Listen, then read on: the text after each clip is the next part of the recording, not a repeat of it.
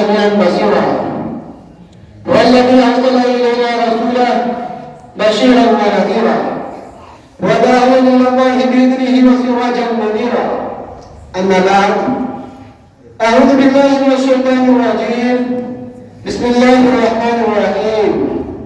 إن تنصروا الله ينصركم ويثبت أقدامكم. رئيس الحفلة المعطر والحاضرين الأدلة، أريد اليوم أن أقدم إليكم كلمات عديدة وخطبة عجيزة حول الموضوع المحدد الشجاعة، فلي محمول كبير ورجاء واسع أنكم تستمعونها وتشجعوني عليها ولا تحفظون ما فرط من الخطأ والنسيان.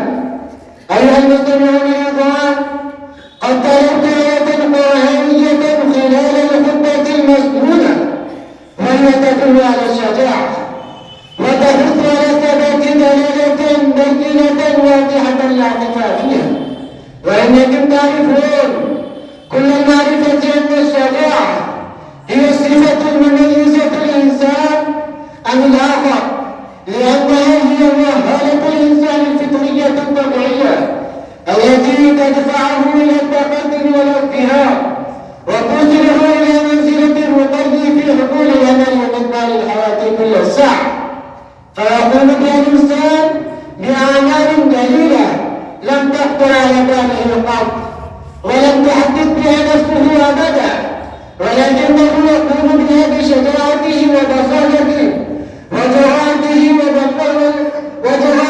وبطولته، فمهما تكون الشجاعة مساعدة للإنسان في إيقاف مؤهلاته النائمة يمثل بها دورا معطيا يستحيل نظيره في تاريخ العالم، وتبرز هذه الشجاعة ومآثرها بجميع أنواعها وألوانها في المعارف الإسلامية بصورة بارزة، وفي حياة الصحابة رضوان الله عليهم أجمعين، وفي حياة سلفنا الصالحين أوقات لم تعد من قبل.